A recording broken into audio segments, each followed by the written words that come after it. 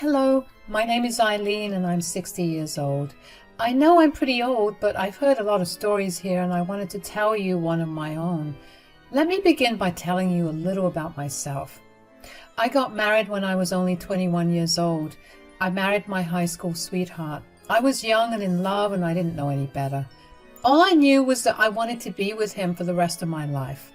But that didn't mean that our relationship was all sunshine and rainbows. My husband was a cruel man and he was never too shy to insult me and belittle me at all times. I was practically a servant to him. There was never a moment for me to rest.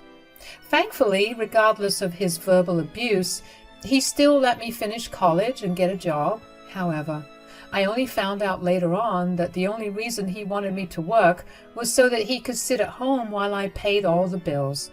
So not only was I doing all the housework, but I was also working 2 jobs just to make ends meet. I ended up getting pregnant about 4 years into the marriage, right around the time when I was playing around with the idea of leaving him. I was extremely worried about how I was going to be able to provide for my husband, my child, and myself, because I was struggling already. But in hindsight, I didn't have to worry that much about it either.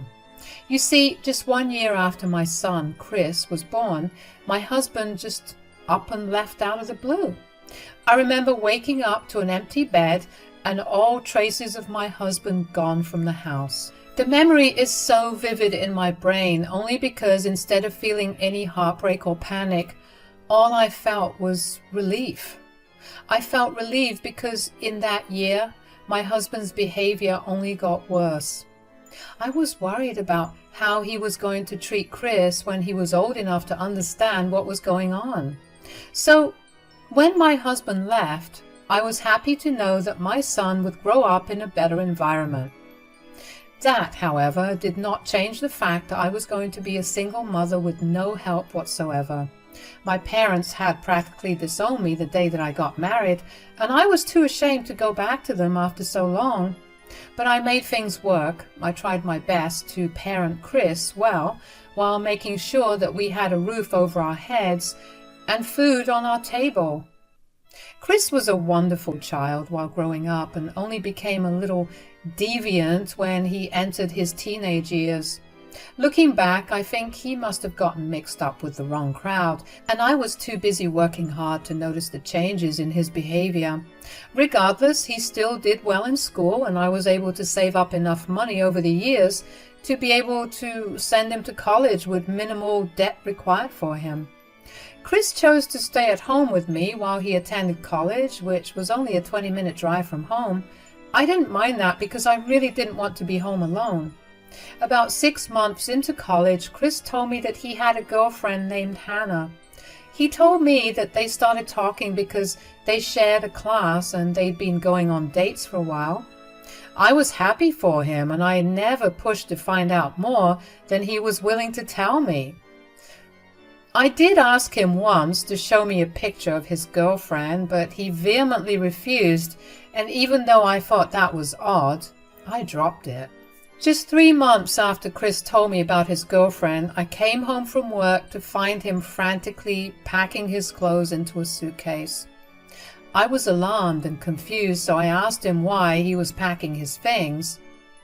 "Whoa, why are you packing up everything?" "I'm sorry to do this to you, Mom, but I need to leave the state." "What? What are you talking about?" "So, you know that I've been seeing this girl, Hannah, right?" "Yeah, don't tell me that you're planning on moving away with her or something. You're too young for that." "No, it's the opposite. I'm running away from her." "Why? Did she hurt you?" "No, but I did get her pregnant." "What?" "And she wants to keep the baby. I want no part of that. I'm too young to be a father." "First of all, how could you be so irresponsible, Chris?" "I wasn't trying to be irresponsible, Mom. It was a mistake." "A very grave mistake, that's for sure. But you can't just leave like that." "I can. Hannah won't listen to me, and I do not want to be anywhere near a child. Hannah thinks that I want to be a father, and she believes that once the kid is born, I'll have a change of heart and I'll want to be a family with her, but I don't want that at all. So what? Are you just going to run away? That's going to solve your problem? If I move away, Hannah will finally realize that I don't want to be a father and she'll leave me alone. Chris, this is not how I raised you to be. You can't just run away from the consequences of your actions. You need to step up and be there for Hannah. No way. Do you know how much this is going to ruin my life? You should have thought about that before you were careless. I get it. I made a mistake. Now let me go. I'll text you and call you whenever I can. If you leave this house, I will no longer consider you my son. That's insane. Why are you supporting my girlfriend who you don't even know over your son? I will support my son when he shows me that he's a decent human being. At least deal with all of this legally so Hannah has no option to force the child onto you. That just seems like too much work. This is easier and faster. You can't tell me that it's a bad decision when you know that deep down you agree with me too. I do not agree with you or your choices at all. And if you must know what I feel deep down inside, it's a disappointment. I'm so disappointed with you because no child of mine would be so heartless. Whatever, Mom. I don't have time for any of your emotional dramas. I'm going. Bye. I tried to stand in between Chris and the door, but he gently shoved me away before leaving. I was shocked.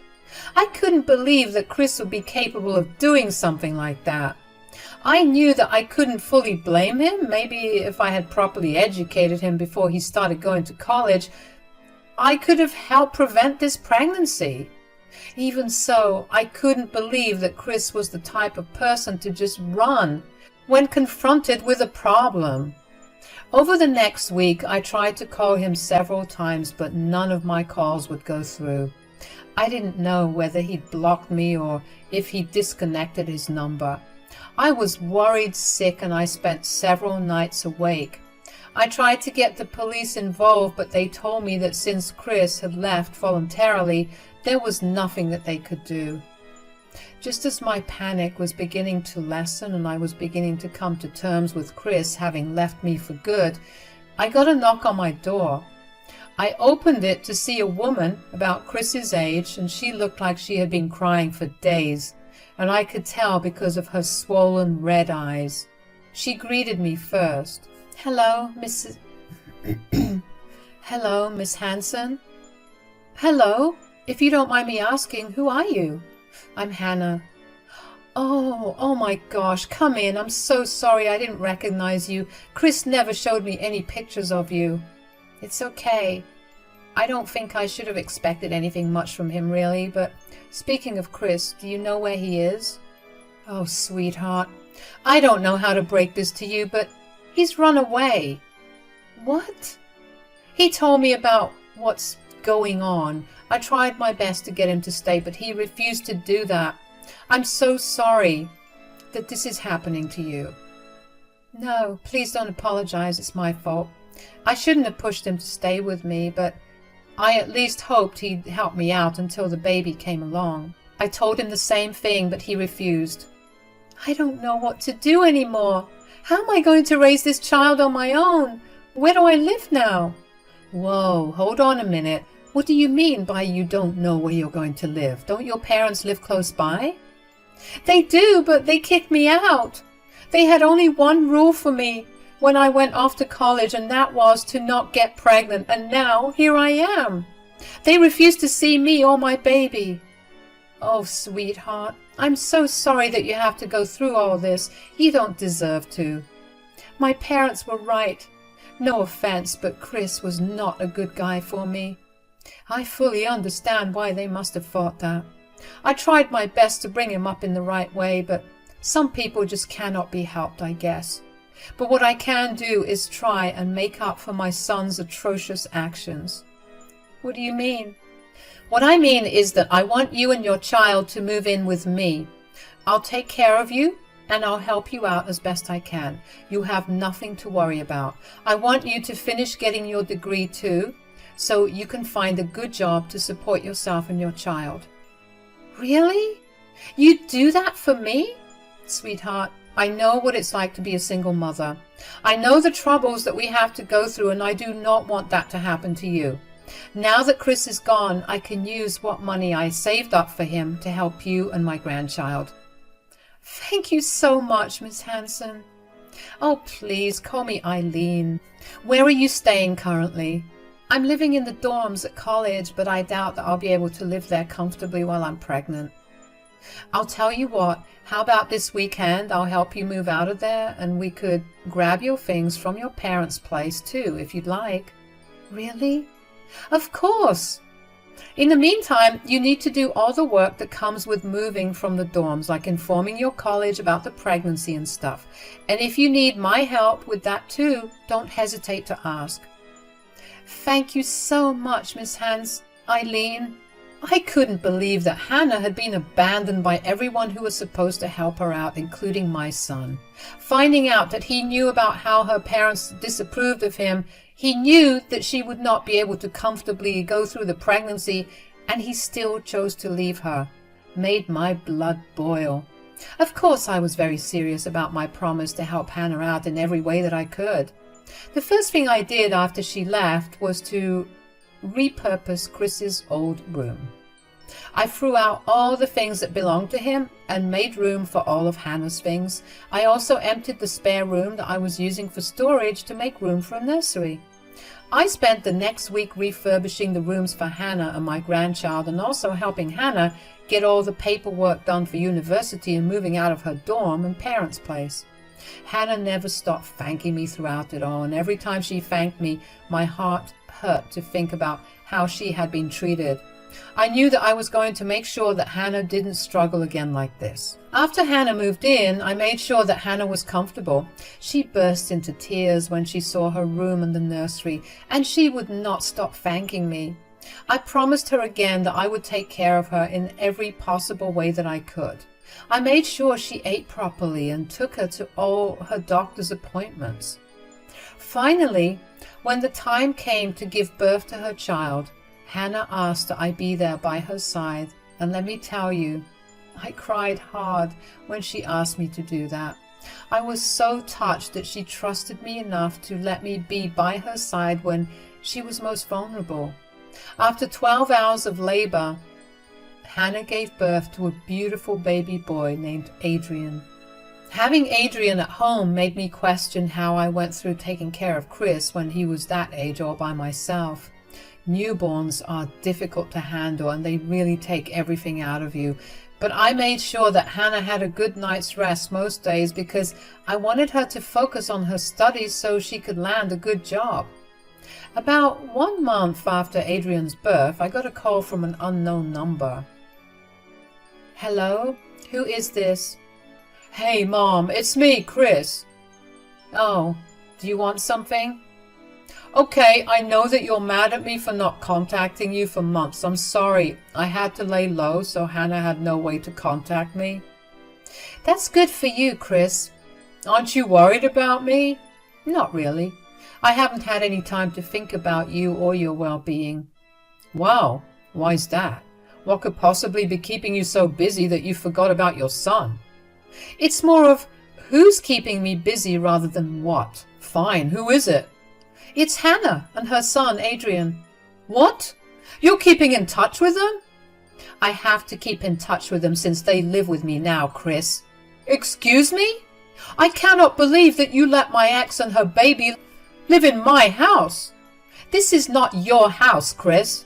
And of course I'm letting them stay with me. Someone has to step up and take care of them. I gave you all my reasoning for not wanting to be a part of all that. Tell me one thing honestly. Did you know that Hannah's family kicked her out because she was pregnant, and with your child no less? Why does that matter? So you did know. Yeah, I did, but I wasn't going to let that change my decision about leaving. You know, I expected you to at least empathize with the girl before bounding off to God knows where, especially because you grew up with a single mother. Oh God, here we go again with your emotional monologues. You're the one that called me. I was happy not talking to or even thinking about you. But you know exactly why you don't like my emotional monologues. It's because they contain the truth, and you cannot face them because you're a coward. Are you done with this outburst of yours? I called to just check in on you, not hear a lecture about what a bad person or son I am. I really do not like the person that you've become now. It makes me so angry to see how you've become. Then you'll be happy to hear that I'll never be coming home. Do not try to call me again. Like I would want to call someone who could abandon a helpless person when they're at their lowest. I don't expect you to even help me, your own mother, when I need it. Whatever. Bye. It had already been 9 months since I had no contact with Chris, and I don't know with what audacity he had that he thought he could call me and berate me for taking in his ex-girlfriend whom he left after he got her pregnant. I was not joking when I told him that I wouldn't consider him my son if he left. I even made peace with it. I withheld that conversation with Chris from Hannah for a long time, mostly because I didn't want her to feel even more guilty than she already felt for ruining my relationship with my son, and also because I didn't want her to ever get curious enough to want to get in contact with him. She deserved better than that. Over the next few years, Hannah graduated from university with a pretty high rank, and Adrian grew into a lovely child. Adrian was the life and joy of our house. He was very smart and had so much curiosity that I ended up learning about so many things just so I could teach them to him. Hannah managed to score a great job, and after working there for a year, she got a huge promotion which offered her not only a huge pay raise, but also a lot of other benefits, including company housing. Now, of course, if it were up to me, I would never want them to leave, but I also knew that Hannah needed to strike out on her own, so with a heavy heart, I helped Hannah pack hers and Adrian's things and help them move into their new home. The only upside was that their new place was only 10 minutes away from my home. Of course, just because they moved, it didn't mean that I was not going to see them as often. In fact, we all still had dinners together every evening, and I would babysit Adrian after his school hours until Hannah came back from work. Life was going well until one day I began to feel very dizzy and faint. I vaguely remember hearing Adrian yelling and Hannah coming in through the front door. After that, I blacked out. When I woke up, I was in the hospital. Hannah was standing at the foot of the bed and was talking to the doctor. After the doctor left, I asked her what happened to me. What happened? Last thing I remember was feeling very faint and then nothing after. Oh, Eileen, thank God you're okay. You had a heart attack. It's only a miracle that I was there in time to get you help. What? Adrian and I were so worried about you. Are you feeling any better? I think I am. I'm more so just shocked about the whole heart attack thing. Did the doctor tell you what caused it? Stress and your diet. And you don't have to worry too much either. It was a minor attack, so you're in no danger for anything serious as of now. You just need to relax a little more and be more conscious of your diet. I guess, but let's be honest, knowing that I had a heart attack that could happen again is what's going to stress me out more than anything. Hey, it's all right. Adrian and I are going to be here with you. Why don't you tell me what I can do to help you feel better and less stressed? If I'm being very honest, I kind of want to meet a lawyer. A lawyer? Why? Well, this whole episode got me thinking about how I need to get all my ducks in a row, you know. Eileen, you're going to live a long life. You don't have to get so worked up about one minor scare. I know, but I already had my will made a long time ago, right after my husband left me and Chris alone. I obviously set him up to be the sole inheritor of all my assets and money, but I don't want that anymore. Oh, if you don't mind me asking, who are you going to make the inheritor of your assets? You and Adrian, of course.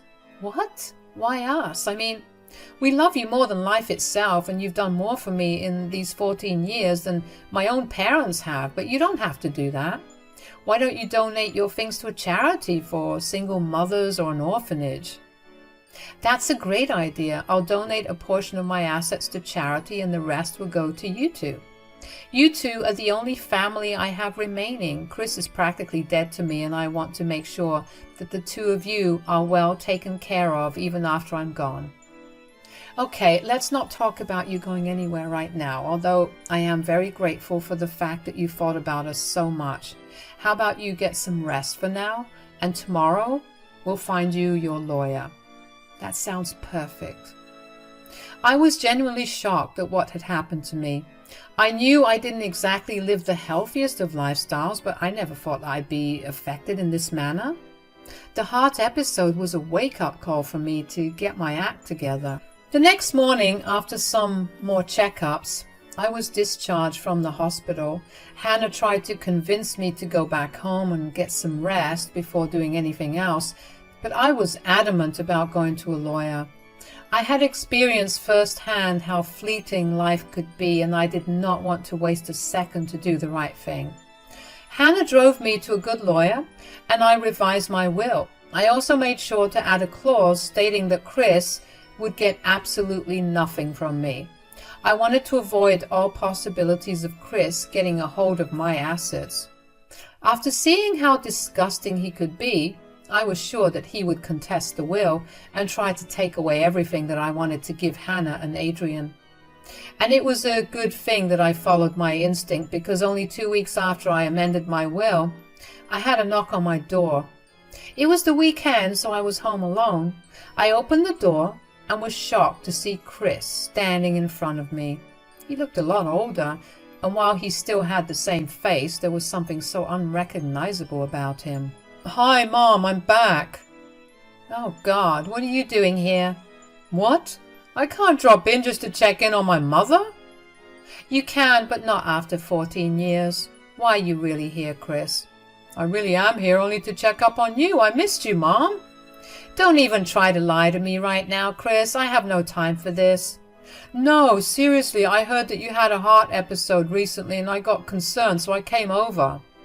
"Oh, well, I appreciate your concern, but I'm okay now. That being said, I would like you to leave now because I don't want anything to do with you." "Oh, come on now. There's no need to be so mean." "Chris, you did the worst thing possible to Hannah, and then you left for 14 years. You cannot expect me to be nice to you right now." "Are you still in touch with Hannah and her kid?" "Of course. In fact, they'll be coming over here in an hour, and I really want you to leave immediately." "Wow. So you really did not care for me or my feelings at all, huh? I mean, I don't know why I expected anything more out of you. Anyway, the other reason I came here was to ask you what you were leaving me in my inheritance. I need to make some life-altering plans, and I need to know what exactly I'm getting." "Why will you get anything from me? I have no son to give my inheritance to." "You can't be serious right now. Are you really telling me to my face that you have no care for me? I made one decision that you didn't like, and you're punishing me by taking away my potential future?" "What are you even talking about? I sacrificed everything to make sure you had a better life. I tried my best to raise you well, and you threw all my efforts down the drain the second you abandoned the girl you impregnated.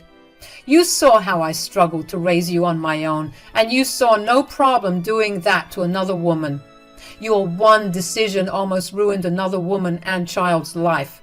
You don't deserve anything from me." "You know, I could contest that will of yours in court, right? I'll make sure to get something." "You don't think I'm stupid enough to let that happen, do you? You're a despicable person, and you need to get off my property right now before I get the cops involved." I shut the door in Chris's face and then numbly walked over to my room. I will not lie about how I felt. I was genuinely shocked to see Chris standing in front of my house. I had practically made peace with never seeing him ever again, and to see him there looking happy and healthy made all the pain and heartbreak I endured when he left come crashing down on me. I missed him, obviously. He was my son. But him confessing that he wasn't even here to make up for his mistakes, but for his inheritance, made my heart break all over again. Once again, I was struggling to understand where I went wrong when I was raising him. I wondered if there was anything that I could have done differently. Maybe I could have worked less, or I could have been a little more strict instead of being understanding and letting some things go. But then again, I knew that I did my absolute best to raise him in the best way that I knew. I had to provide for us, and if I didn't work as much as I did, we would have been in the streets. I had to remind myself that Chris was an adult when he made the decisions that he made, and even though he was still very young, there was never a time when I hinted that I wouldn't help him out. He had 14 years to right his wrong, but he chose not to. He chose to remain away from home. I don't know how he found out that I was sick, but there is one thing that I'm glad I did: rewriting my will. I managed to get myself together after that interaction, and I was even happier to see that Chris had left my property. By the time I had calmed down, Hannah and Adrian had come over. I told Hannah about what happened, and for the first time ever, I had seen her get angry. Hannah had the sweetest temper, and I had never seen her get angry. She was angry that Chris had the audacity to show up only to question his inheritance and not to express care for me. I was grateful that Hannah felt that way too. I was beginning to feel like I was overreacting. Hannah did ask me if I wanted her to confront him about his behavior, but I shot that down immediately. I saw no need to rehash the past. Confronting Chris would not change his mindset, and we were all happier living on our own terms with Chris out of the picture. The next few days were filled with anxiety for me because I was worried that Chris would randomly come over to talk again. But thankfully, that never happened. Hannah could tell that I was anxious and she was worried for my health, so she and Adrian stayed with me for the next week. It was nice having them back at home, and it reminded me all over again why I didn't want Chris to be a part of my life ever again. It's been about a month since I saw Chris, and things have gone back to normal again. I don't think he's still in town anymore, and even if he was, I don't care.